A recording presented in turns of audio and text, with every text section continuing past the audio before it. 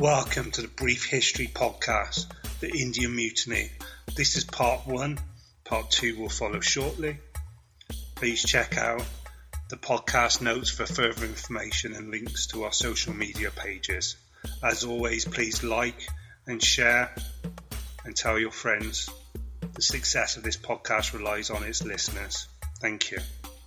This podcast will discuss how the Indian Mutiny of 1857 began of a mutiny of sepoys of the East India Company's army on the 10th of May 1857. It started in the town of Meerut and soon escalated into other mutinies and civilian rebellions, largely in the upper Gangetic plain in central India, with the major hostilities confined to present-day Uttar Pradesh, Bihar, northern Madhya Pradesh and the Delhi region. The rebellion posed a considerable threat to company power in the region and was contained only with the fall of Gwalior on the 20th of June 1858. This rebellion has been known by many names: India's First War of Independence, the Great Rebellion, the Indian Mutiny, the Revolt of 1857, the Uprising 1857 and the Sepoy Rebellion. The mutiny was a result of various grievances. However, flashpoint was reached when the soldiers were asked to bite off paper cartridges for their rifle which had been greased with animal fat, namely beef and pork. This was and is against the religious beliefs of Hindus and Muslims. Other regions of company-controlled India, such as Bengal, the Bombay Presidency and the Madras Presidency, largely remained calm. In Punjab, the Sikh princes backed the company, providing them soldiers and support. The large princely states of Hyderabad, Mysore, Travancore and Kashmir, as well as smaller ones of Rajputana, did not join the rebellion. In some regions, such as Oudh, the rebellion took on the attributes of a patriotic revolt against European presence. Maratha leaders such as Lakshmana, the Rani of Jhansi, became folk heroes in the nationalist movement in India half a century later. However, they themselves generated no coherent ideology for the new order. The rebellion led to the dissolution of the East Indian Company in 1858. It also led to the British to reorganise the army, the financial system and the administration in India. India was therefore directly governed by the Crown as the new British Raj.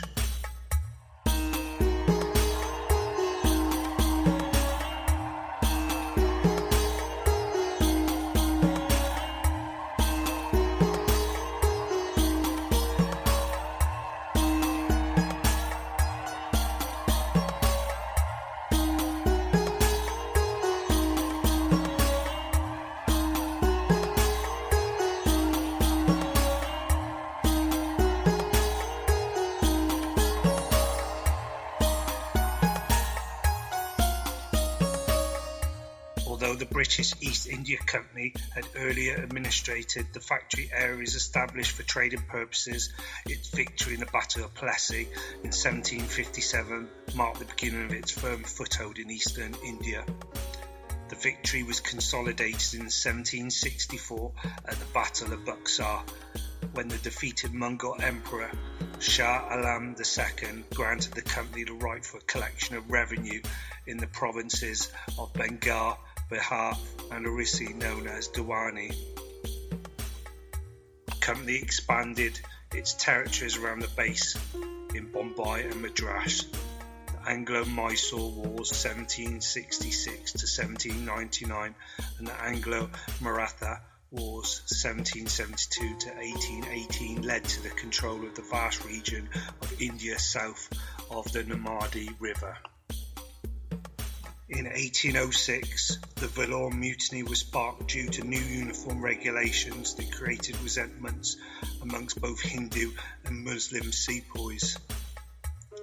After the turn of the 19th century, Governor-General Wellesley began what became 2 decades of accelerated expansion of company territories.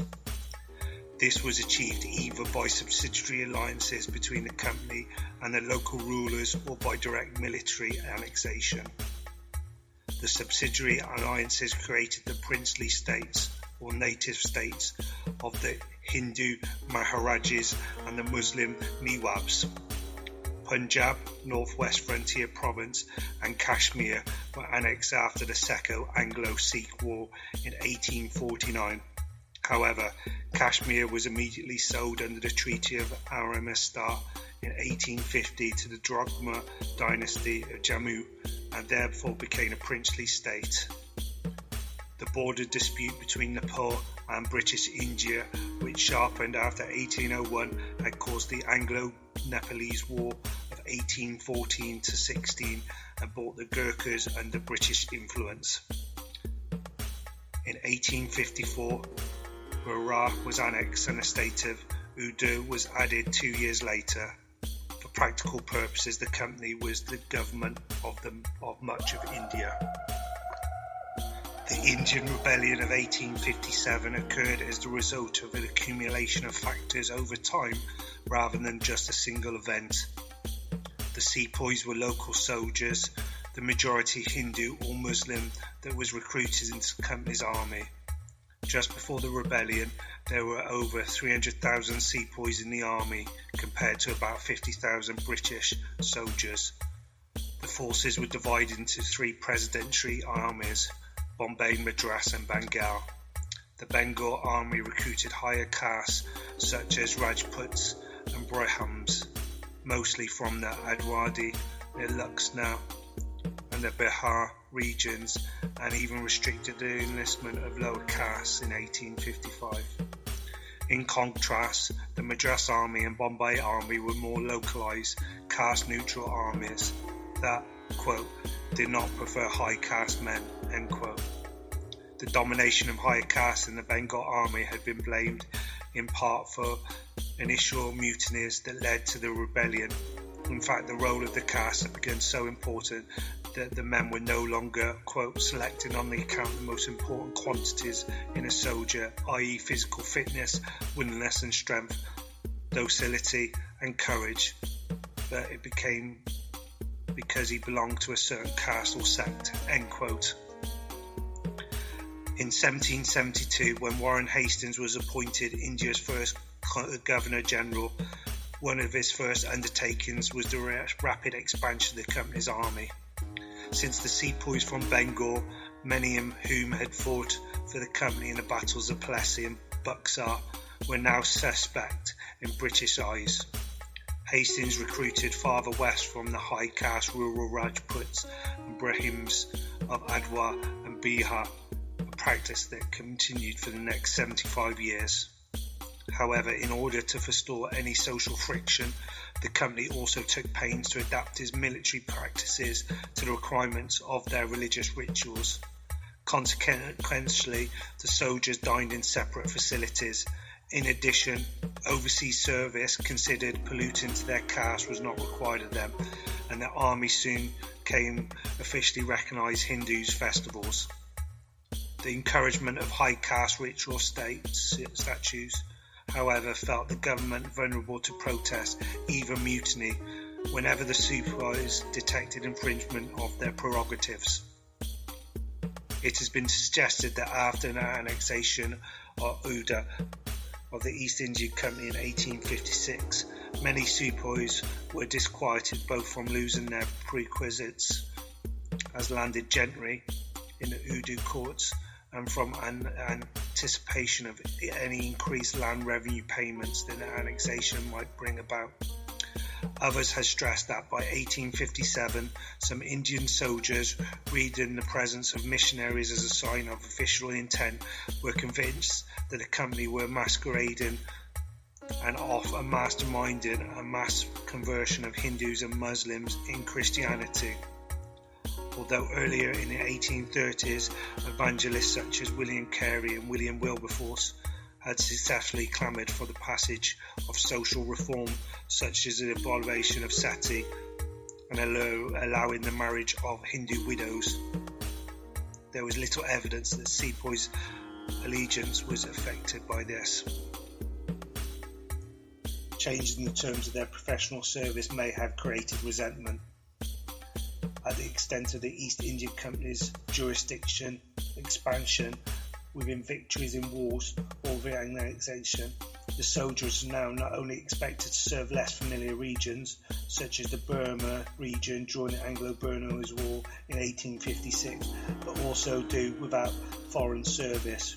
Remuneration had previously been their due. Another financial grievance stemmed from the General Service Act, which denied retired sepoys a pension. Whilst this only applied to new recruits, it was suspected that it would also apply to those already in service. In addition, the Bengal army was paid less than the Madras and Bombay armies, which compounded the fears over pensions. The major cause of this resentment arose 10 months prior to the outbreak of the rebellion. The General Service Enlistment Act of 25th of July 1856. As noted above, men of the Bengal Army had been exempt from overseas service. Specifically, they were enlisted only for service in the territories which they could march. Governor-General Lord Dalhousie saw this as an anomaly, since all sepoys, the Madras and Bombay armies plus 6 general service battalions of the Bengal Army had accepted an obligation to serve overseas if required. As a result, the burden of providing contingents for active service in Burma, readily assembled only by sea, and China, had fallen disproportionately onto the 2 smaller presidential armies. As signed into effect by Lord Canning, House's successor as Governor-General, the Act required only new recruits of the Bengal Army to accept a commitment for general, that is, overseas service. However, serving high-caste sepoys were fearful that it would be eventually extended to them, as well as preventing sons following fathers into an army with a strong tradition of family service history. There was also grievances over the issue of promotion based on seniority. This, as well as increasing the number of European officers in the battalions, made the promotion of a slow progress, and many Indian officers did not reach commission rank until they were too old to be affected. The final spark was provided by the ammunition for the new pattern 1853 Enfield rifle. These rifles had a tighter fit and used paper cartridges that became pre-greased. To load the rifle, sepoys had to bite the cartridge open to release the powder. The grease used on these cartridges included tallow derived from beef, which would be offensive to Hindus, or lard derived from pork, which would be offensive to Muslims. At least one company official pointed out the difficulties that may cause. Quote, "Unless it isn't proven that the grease employed in these cartridges is not of a nature to offend or interfere with the prejudices of the caste, it will be expedient not to issue them for test to native courts." Unquote. However, in August 1856, grease cartridges were initiated at Fort William, Calcutta, following a British design. The grease used included tallow supplied by the Indian firm of Gardiner, Orange and Co. By January, the rumours were abroad that the Enfield cartridges were greased with animal fat. Company officers became aware of these rumours through reports of an altercation between high-caste sepoys and a low-caste labourer at Dum Dum. The labourer had taunted the sepoy that by biting the cartridge he himself lost caste, although at this time such cartridges had been issued only in Meerut and not at Dum Dum.